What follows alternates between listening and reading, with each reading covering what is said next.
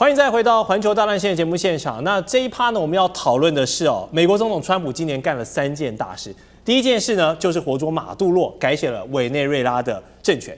第二呢，就是發動了我們剛剛討論的很多的美以戰爭，到現在都還是一個焦局。那讓這個中東再現漫天的戰火。那第三個，大家可能感覺没有那麼的切身的感覺存在感沒那麼強，沒有前2個那麼洗版。但是就是美國在自家的後院呢，加勒比海瘋狂的打擊許多的毒梟跟這個運毒的行為，好，是非常高調的向毒品宣戰。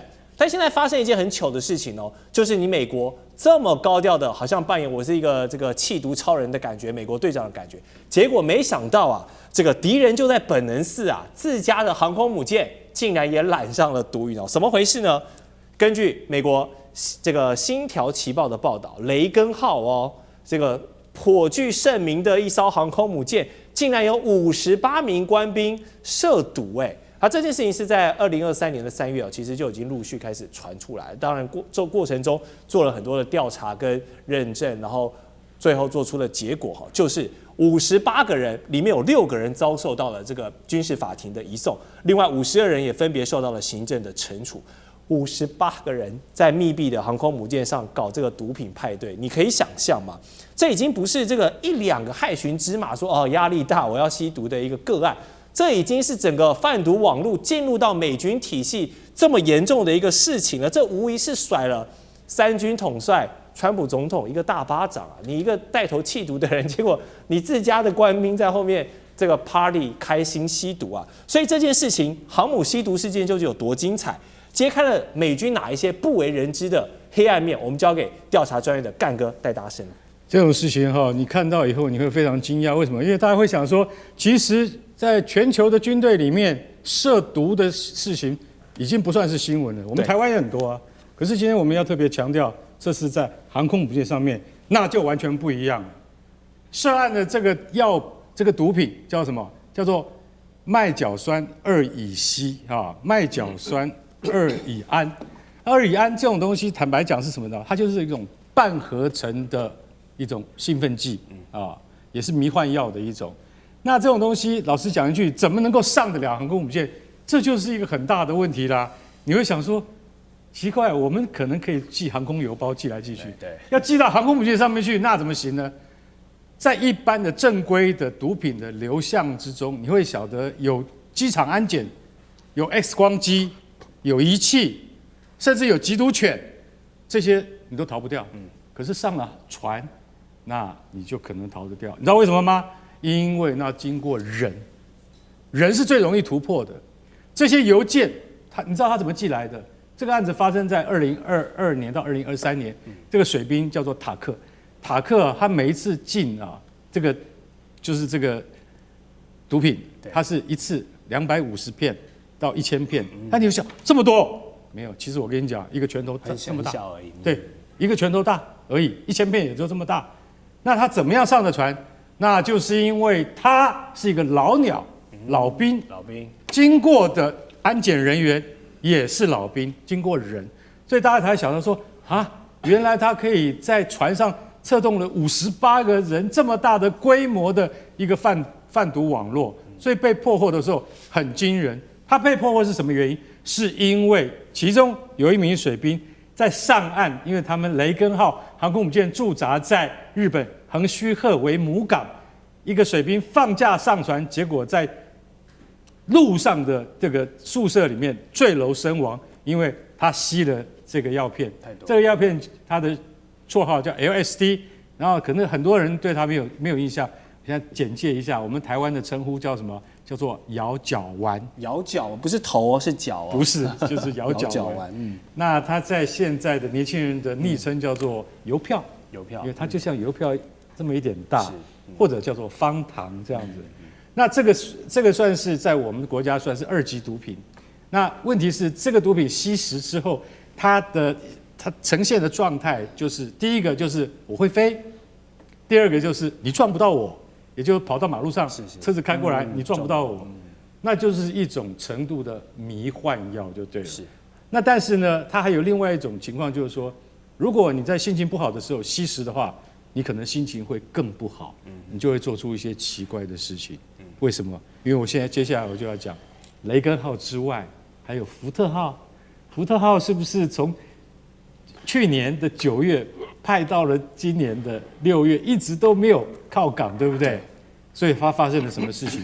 它發生了洗衣間大火事件。对，洗衣間被燒掉了，600個水兵的床鋪全被燒光了，害這些水兵只能夠睡在沒有床鋪睡，只能夠睡在地板上面。是，然後你說這個事情就已經非常離奇了，又發生了，怎麼搞的？那個真空馬桶啊，竟然10個裡面有9個堵到了，大家一聽就覺得這個絕對是人為的，這是人為，這不可能是就是系統出了問題，對，就是機械出了毛病，而是有人去做的。坦白講，這件事情到現在還沒有查出是誰幹的。為了這件事情，把整個福特號航空母艦戰鬥群5700名水兵全部攔下來，幹嘛？刑事調查。不讓你上船，已經在希臘的港口靠岸，也不讓你上船，放假去。為什麼？因為一定要查出來是誰幹的。現在美國海軍已經有初步的對象了。对。可是說一句實在話，對於這個航空母艦上這種事情，是等於是第一招，竟然涉毒。如果航空母艦上面有的話，其他的戰鬥艦艇可能也有。是。這就是對美國海軍軍紀一個最大的難堪跟考驗，我覺得這些事情茲事體大，非同小可。沒錯。好，剛剛幫我們提到了，不管是雷根號的毒品，還是福特號的失火跟這個堵塞的問題，無疑都是讓美軍一直號稱自己是世界第一海軍戰力這樣的威名啊，真的是把自己的招牌都給砸了。而且這樣離譜的軍紀管理，上次哥會不會覺得把過去做的這個大外宣 Top Gun 很帥氣的這個捍衛戰士的形象的臉都丟光了？當我們從外人看來講，當然覺得哎，怎麼會這麼邋遢哈？怎麼會這麼丟臉？可是實際上在這次的事情上，可以看到，其實美國至少現在美國軍方是很認真在對待處理這個問題，包括這次涉毒案的相關的事情的公布，因為查了好多年哦。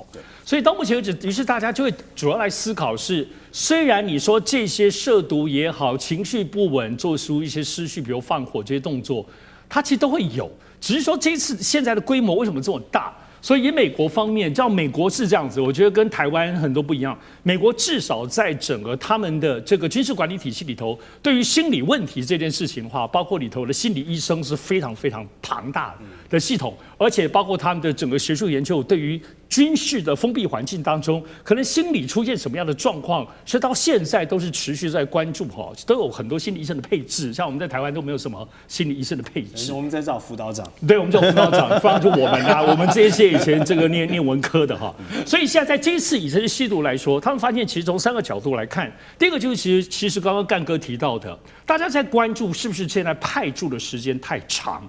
因為過去來講，按照規定來講是6個月，也就是說大概180天，你一定可以上岸，甚至一定可以回到那個派駐地所在。如果你還在歐洲派完，你還是可以，比如在希臘就直接飛回，機票給你，就可以飛回美國本土去看你的家人。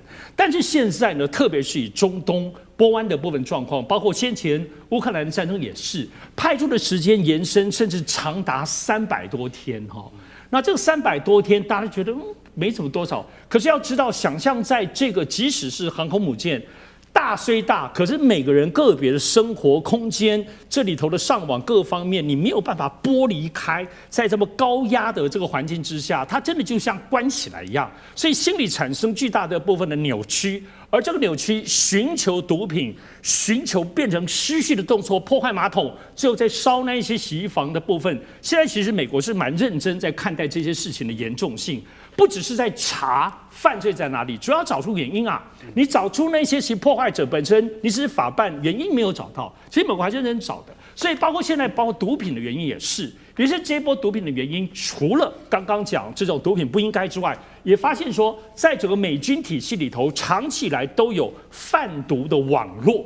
這個暗網，無論進出、收費或各方面的探索，其實雖然都知道，但沒想到這麼嚴重。這些裂痕須賀主要在日本的這個駐軍基地那邊才會嚴重到這個程度，所以才會查了這麼久。所以現在看起來是這樣子啊。無論如何，這個部隊的他們官兵的心理素質，你美軍再優秀都一樣。我相信這對於台灣，我們是中華民國國軍也是很重要的注意的地方。現在台灣現在這種所謂的這個煙毒的這個東西，這個喪失就是隨便塗抹一下，你覺得在部隊裡頭沒有嗎？所以要認真面對問題，而且還要建立真正的打仗的中心思想。你沒有一個中心思想在的時候，你終究很多東西變得很荒蕪，會尋求毒品或其他破壞方式來宣洩自己了。了解。好，剛剛上次哥有提到，這個在雷根號上面的毒品事件呢，或許只是美軍龐大體系裡面的冰山一角，露出來水面的一部分，沉在水底下的還有多少？我們先不得而知，但我做一個假設跟陰謀論，難道是這個毒品毒梟們已經把他们的人脈安插到美軍裡面？哇，這個如果是這樣，真的是無間道現實版啊。那當然，這個我們先不要把這個電影情節太認真，但我們先退1萬步來講，大使您認為雷根號這起事件究竟是一個單一的軍紀事件，還是說其實在美軍體系裡面更深層的地方已經開始拉警報？我想這個軍隊其實也是社會的一個小縮影啦，因為軍人也不會脫離社會，是，那也大部分從社會來的哈。那不過我比較覺得他這個比較特別是，他是在承平時期，然後在這個航空母艦發現了一個群組在吸毒，還販賣毒品，這個比較嚴重。那承平時期啊，那這個一般的軍事基地啊，跟航空母艦完全兩回事啊。航空母艦是美國最重要的、最敏感的作戰的一個堡壘啊，而且它這個在海上，那它就跟一般的地面部隊完全不一樣。對於這個所謂的這個船上5000名官兵的，他的紀律跟管理，還有他的心理上的這種各種狀況，它是非常非常嚴格的啊，因為它都是一個科技化的軍種。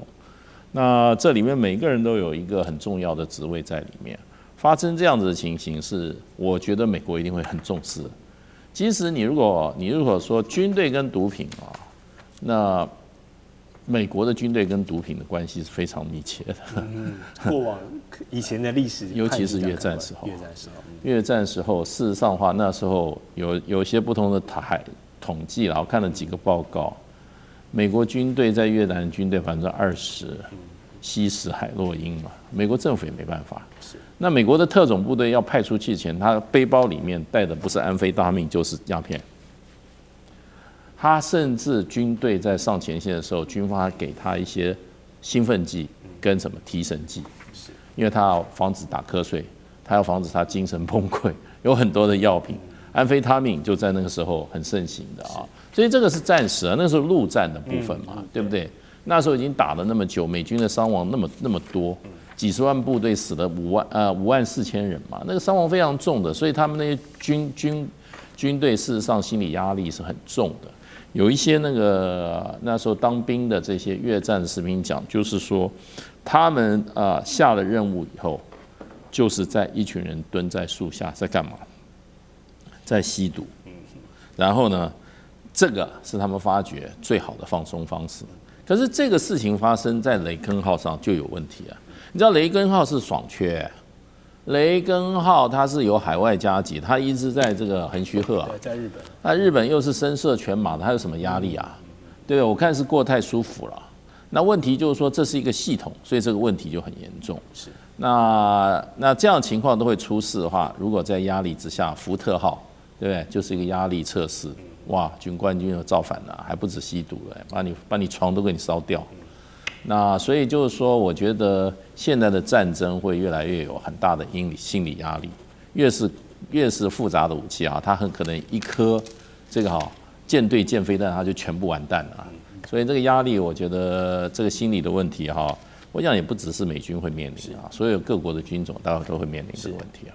好，也呼籲大家一起來關注這個軍人的心理健康了。我們待會回來有更多的討論。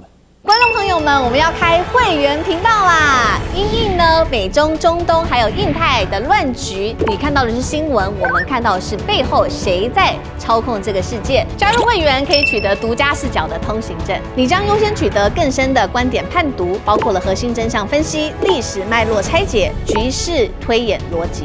同時解鎖會員勳章、優先互動權、問題解析、幕後花絮、支持我們製作高品質的影片。點擊下方的加入鍵，一起成為戰友吧！我們會員頻道見。